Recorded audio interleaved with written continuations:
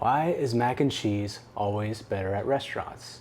And what is queso flameado, my childhood favorite? And I'm combining it with my childhood favorite, queso Oaxaca. Now, queso Oaxaca, I would make a dish called queso flameado.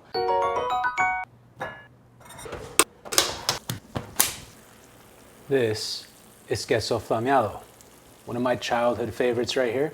And I thought, why not combine this with another favorite of mine, macaroni and cheese? I think this could make a really good side for your dinner table, Thanksgiving, Friendsgiving, whatever you want. It's just such a great dish for sharing around, and I think this would be awesome for sharing at the dinner table for Thanksgiving, your dinners, whatever. Bold flavors because you've got the chorizo and then you have the melty queso Oaxaca, maybe even add in some poblanos to that. I'm gonna show you some techniques we would take at the restaurants I worked at to get a super creamy sauce like this that you can use for mac and cheese, nachos, pasta, whatever. And it usually takes a really out there ingredient that you can't find at the stores, but I'm gonna show you today how to make it at home with 2 household ingredients that you always have on hand. Everyone has these, trust me.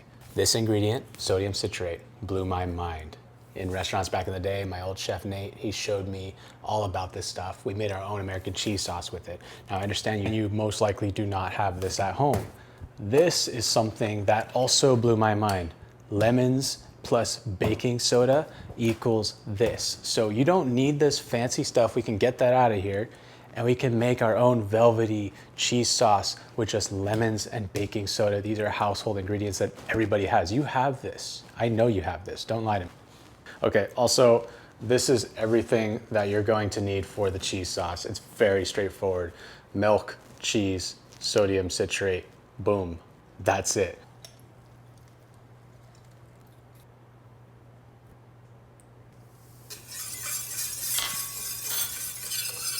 It's gonna get all fizzy. You just have to wait for the fizziness to stop.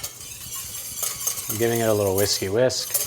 And what this is doing is this is just neutralizing the acid. So we just have to wait for this whole like chemical process to stop.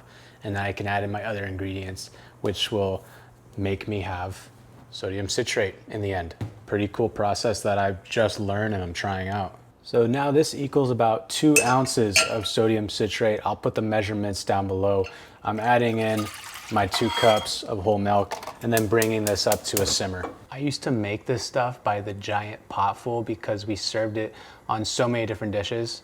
I remember we would serve it with Frito pie, we would make nachos, we would make pastas that had it. We had like this Philly cheesesteak pasta that was so fucking good. We made like this American cheese white sauce just using this process. But yeah, right now I'm just hydrating the sodium citrate. I have to bring this up to a simmer before I can toss in like the cheeses. And that brings me to why we should shred our own cheeses for this. The cheeses that you buy that are pre-shredded will have anti-coating agents, and that is going to ruin whatever you're putting it into because you don't know if it's gonna have like cornstarch or flour or whatever. It could ruin like the consistency of the sauce. So we always want to shred our own cheeses for this. And also it's just better. You don't want random anti-caking agents on your cheese anyways. I measure about 10 ounces of this brick of cheese before shredding it. Queso Oaxaca. This is a really nice melty Mexican cheese.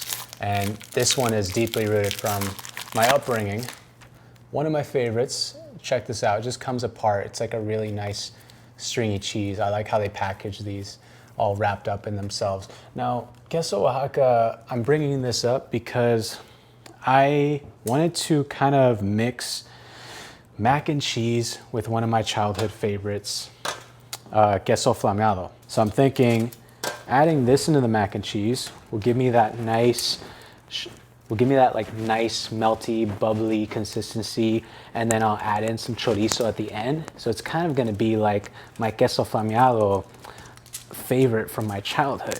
Okay, simple explanation for shredding your own cheeses is shredded cheeses that are pre-shredded at the store come with anti-caking agents. That's why they don't stick together. They got cornstarch, flours, and that's gonna ruin the consistency of your sauce. You wanna keep it pure, keep it nice and pure, and shred it yourself. By the way, I got this freaking massive brick right here for $6. That was only $6. And the pre-shredded stuff I think sells for like the same price for a little bag that's like way less than that brick. So it's also a money saver just to buy the brick and shred it yourself, on top of it being tastier and better and probably better for you without all the anti-caking stuff that's on it. Anyways, that's just a sidebar on why to pre-shred your own cheeses. This is now simmering, so I'm adding in salt, some kosher salt, and then I can go ahead and toss in all of my cheese. From then, I'm just gonna kind of mush it in there, give a little whiskey whisk, and then I'll cover this, and the heat off. Leave it covered right there, off the heat, about 5-ish minutes or so, just to let it melt through. We really took it seriously because, you know, even in a restaurant setting, you could just be like, yo, it's a restaurant setting, we don't want to waste time and money shredding cheese, but we actually did. I would shred like bricks that were this size, the commercial size bricks. I would shred tons of those for this cheese sauce, and that took up a lot of time. We had to use the giant Hobart grinder where you actually have like a lever that you would push down to shred this cheese. Sometimes I would have to use like both hands because it was so hard shredding it. But yeah, we take it seriously. When we make a nice sauce like this, you don't want those anti-caking agents on it. And I gotta say, this is one of my favorite ways to make a cheese sauce now, rather than utilizing the roux. One of the most crucial steps to this cheese sauce is adding in the vinegar. I like to use rice wine vinegar because it's very mild. So the vinegar is gonna make sure that this doesn't clump and it doesn't separate.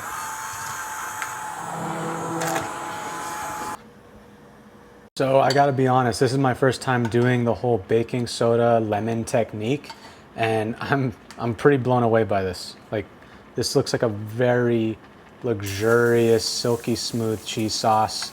If you want it to be thicker, you can always add more cheese or just reduce it a little longer, but my gosh, look how silky smooth that is.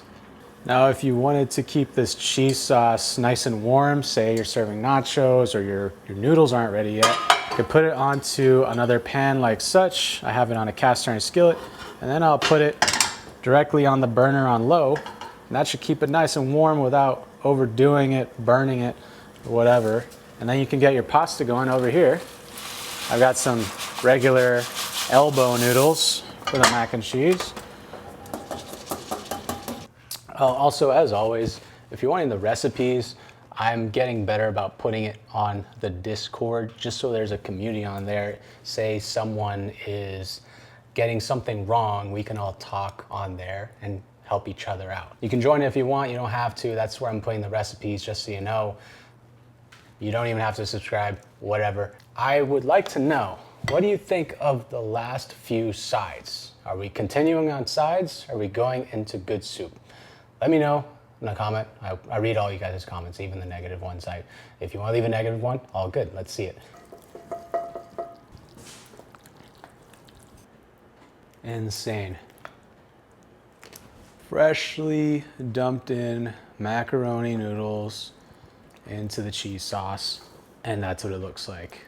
Absolutely beautiful. This is my favorite way, where it's just like saucy with a hint of noodles. So I'm going to layer the macaroni and cheese with the queso Oaxaca chorizo over and over again, all the way to the top, and then I'll have a pot like this. This is supposed to be like a very communal thing, queso Flameado. Everyone shares it and dips their tortillas around. I figured it could be the same concept, just with macaroni and cheese. This is gonna be a really solid.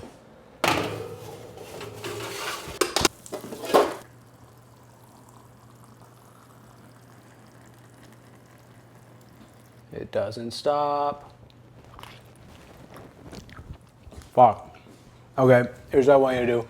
Comment what sides you want to see next for this week.